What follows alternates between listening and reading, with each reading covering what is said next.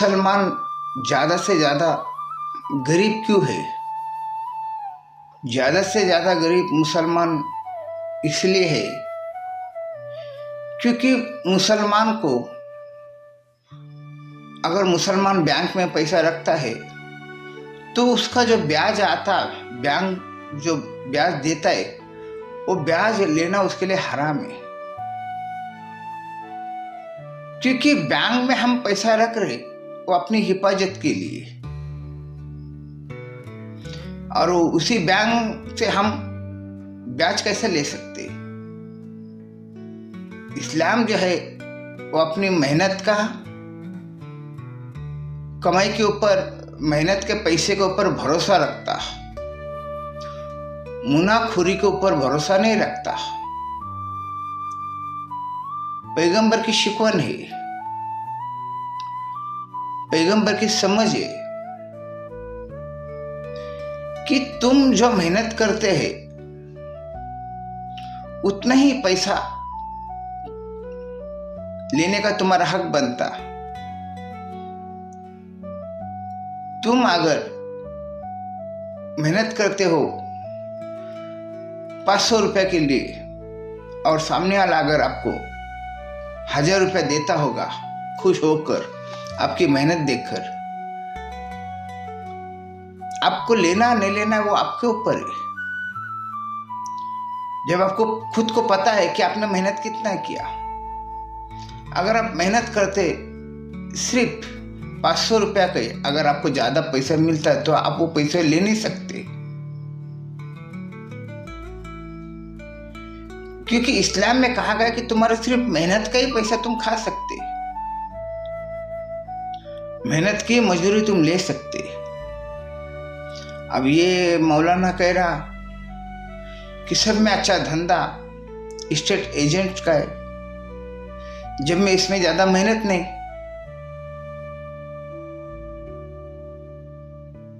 अब ऐसे कई हाजी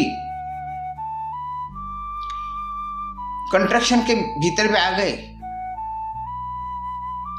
और लोगों को लगता है मुसलमान को ये हाजी है, ये नमाजी है, ये हमको धोखा नहीं देगा, ये हमको फंसाएगा नहीं। इस तरह का भोलापन यकीन रखकर वो हाजी साहब को पैसा देता, और कई लोग उनके पास से जब थक जाते, फंस जाते, तब उनको पश्चाताप होता कि हमने यकीन रखी इस आदमी के ऊपर, इसने तो हमको फंसा दिया। ऐसे कई मामला है कि इंसान दिन के नाम पे दिन का इस्तेमाल कर रहा अपने फायदे के लिए, जबकि इस्लाम में इस चीज को मनाही है। मोहम्मद साहब एक अच्छे पैसे वाले भी थे, क्योंकि जो उनकी बीवी थी हजरत खतीजा, ये अच्छे पैसे वाली थी, एक व्यापारी थी, एक अच्छे घर की महिला थी। मगर जब पैगंबर को नबूवत मिली, मोहम्मद साहब को जब पैगंबर बने उम्र के 40 साल में, तो उनके जीवन में उसके बाद में एक अलग परिवर्तन आ गया। उनका जो धन संपत्ति वो बढ़ना चाहिए था, उनकी धन संपत्ति वो कम होने लगी। उनकी धन संपत्ति इसलिए कम होने लगी कि उन्होंने ज्यादा मुनाफा लेने से इनकार कर दिया। जितना हम मेहनत करते उतना ही उस मेहनत पे हमारा हक बनता। हक से ज्यादा पैसा हम नहीं ले सकते। ये मोहम्मद साहब की सोच थी। इस सोच में जब इंसान के भीतर सत्यत्व आ जाता तो उसका व्यवहार में भी सत्यत्व आ जाता, उसका जीवन सत्यत्व से भर जाता। मोहम्मद साहब ने मना कर दिए ज्यादा पैसा मुनाफा लेना, इसलिए मना कर दिए। और ऐसे ऐसे ऐसे उनके इतने सत्वत्व पे आ गए कि वो कल का सोचते भी नहीं, न कल का सोचते, न एक महीना का सोचते, न एक साल का सोचते, न आगे की जिंदगी उन्होंने सोचा ही नहीं, न सोचने के लिए कहा। बस उस मालिक के ऊपर आपका यकीन होना चाहिए। अगर आपका यकीन उस मालिक पे नहीं है तो आप बेशक अपनी जिंदगी के बारे में सोच सकते, मालो जार कमा सकते। ये ऐसी उनकी सोच थी। इसे सैयद नाम में एक सत्यत्व आ जाता कि बिल्कुल जो सैयद घर के भीतर कोई एक इंसान काम भी करता है, हमने भी देखा ही, वो आपको नौकर की तरह नजर नहीं आएगा। वो आपको उनके घर में जो नौकर है ऐसा लगता है उनका रिश्तेदार है। वो इस तरह से उस नौकर को भी रखते, अपना बना के रखते, गुलाम बना के नहीं रखते। इस्लाम में गुलाम बनाना मना है। तुम किसी को गुलाम बना नहीं सकते।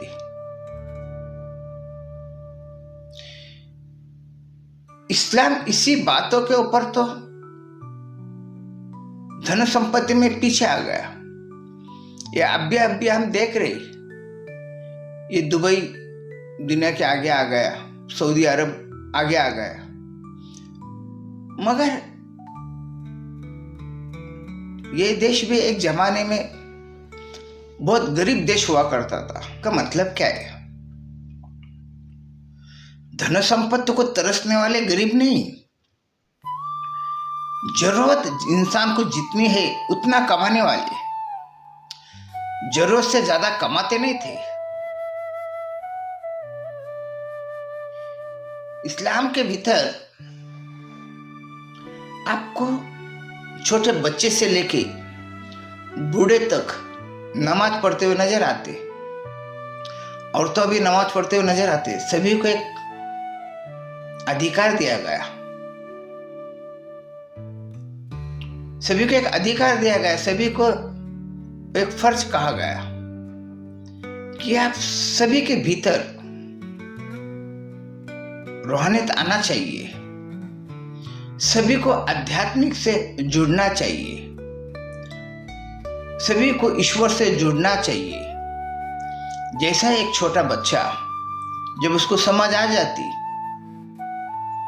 किस तरह से रुकना चाहिए, किस तरह से रुकू में जाना चाहिए, किस तरह से सिजदा में जाना चाहिए, क्या पढ़ा जाता, क्या ये जब उसको इतनी समझ आ जाती तो वो नमाज पढ़ने के लिए उसको खड़ा कर देते। और घर का जो माहौल रहता, वो बच्चा पैदा होते के साथ देखता अपने घर में नमाज की प्रक्रिया हो रही है, नमाज पढ़ रहे, वो बच्चा में भी उत्सुकता आ जाती, वो भी उनको देख के उस तरह से नमाज पढ़ने की कोशिश करता और यहीं से वो नमाजी बन जाता और मरते दम तक वो नमाज पढ़ने लगता।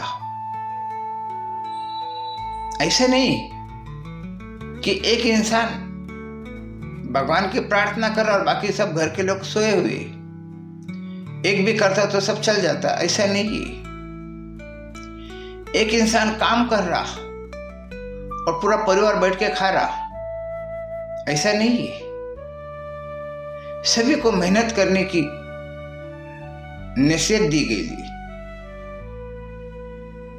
जब उसको समझ आ गई वो मेहनत करेगा और खाएगा।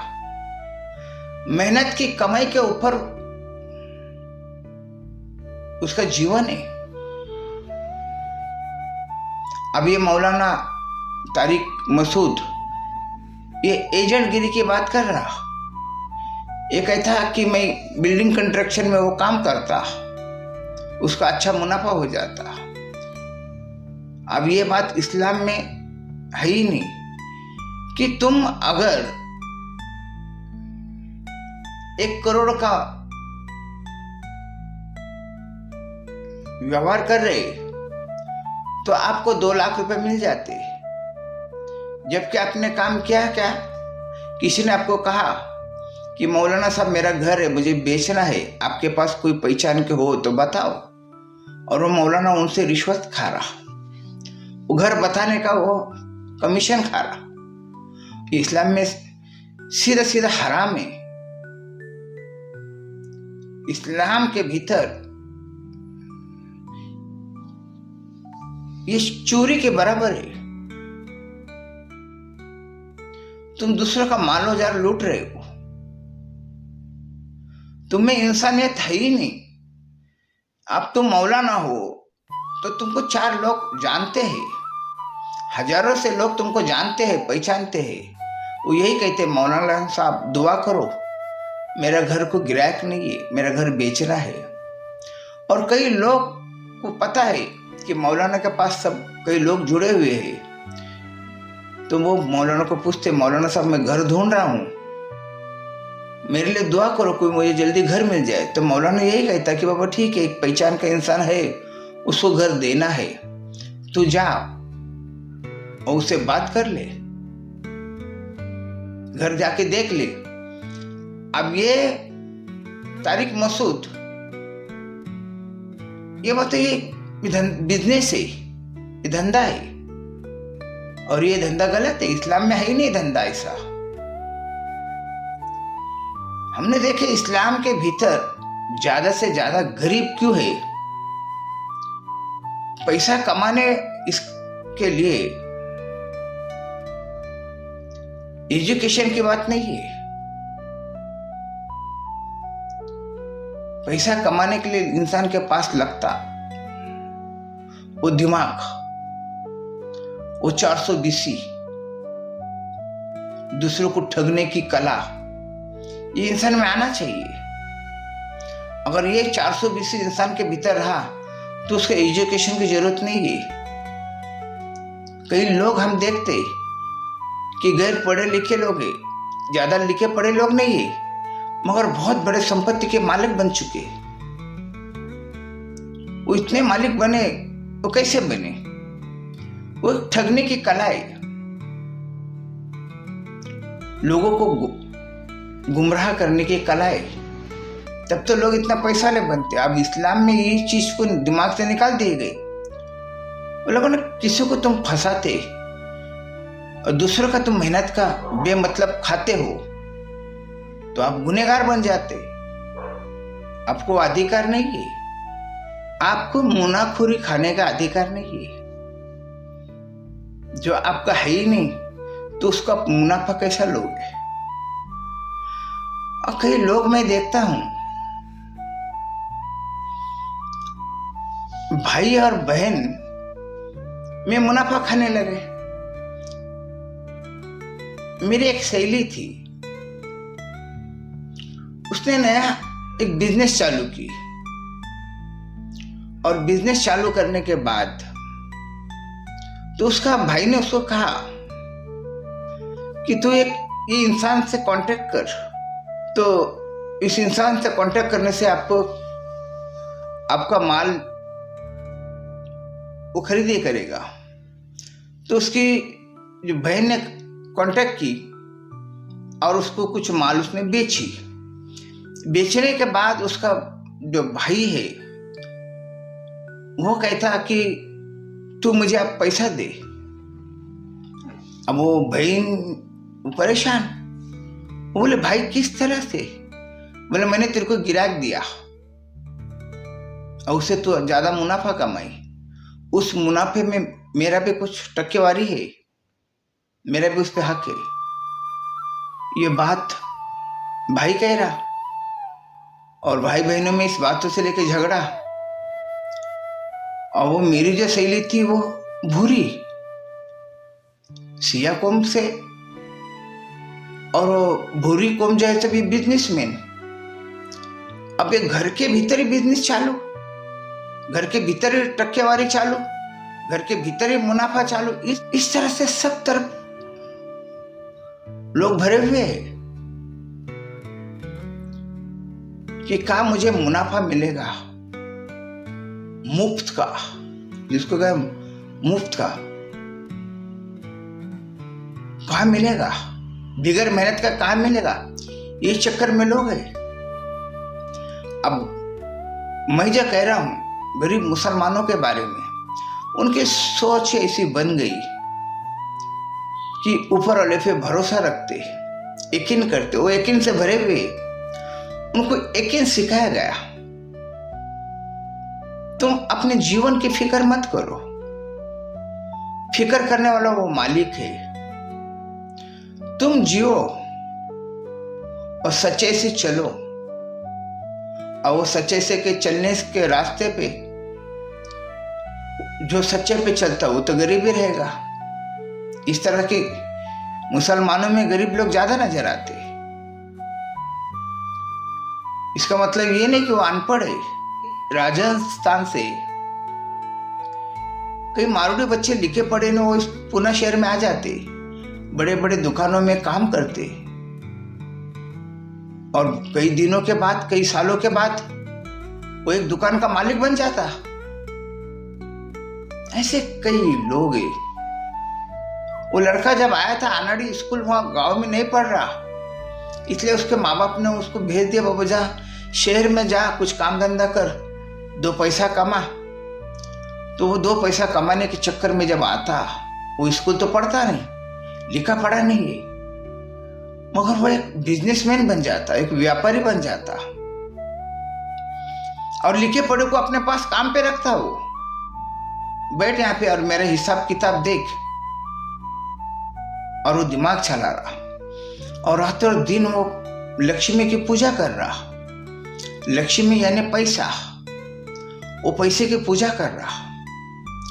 वो नोटों के गड्ढे को अगरबत्ती का धूप दे रहा, धुआं दे रहा, और पैसे को भगवान मान रहा, और पैसे से पैसा कमा रहा, इतना पैसा कमा रहा, इतना पैसा कमा रहा कि वो जो नौकर से वो मालिक बन जाता। ऐसे कई धर्मों में, कई समाज में ऐसे लोग हैं जिसने जो पैसा के पीछे पड़ा, उसको पैसा बहुत मिला। अब इस्लाम के भीतर ये दीन के पीछे दौड़ रहे, ये धर्म के पीछे दौड़ रहे, तो इनके पास कहां से वो दिमाग आएगा? वो पैसा कमाने का दिमाग कहां से आएगा? वो तो अपने पास है, वही भी पैसा वो दूसरों को देने का सोचता। जो उसने कमाया उसमें से भी अगर 2 रुपया बच जाते, वो अपने जो जरूरतमंद है उनको दे देता। वो गोर गरीब को खैरात भी कर देता, ताकि उसको पता है कि ये 2 पैसा अगर मैं किसी को देता, खैरात करता, तो मुझे इससे दुआ मिलेगी, मेरी सेहत अच्छी रहेगी, मेरा दिमाग अच्छा रहेगा। ये वो सोचता। कई इंसान अपने इर्द गिर्द में देखा जाता, कोई भूखा तो नहीं है, कोई गरीब तो नहीं रहा, उसको मदद करते। इस्लाम में सिखाया गया। इसलिए इस्लाम के भीतर माँ बाप बहुत सुखी है, भला गरीब है पर सुखी है। माँ बाप को अपने बच्चे के वृद्ध आश्रम में नहीं डालते, कोई अकेले में उनको नहीं छोड़ के देते। वो माँ बाप की खिदमत में जुड़ेगा, क्योंकि उसको बचपन से सिखाया गया दीन के भीतर, धर्म के भीतर, कि माँ बाप के पैर के नीचे जन्नत दिया अल्लाह ताला ने।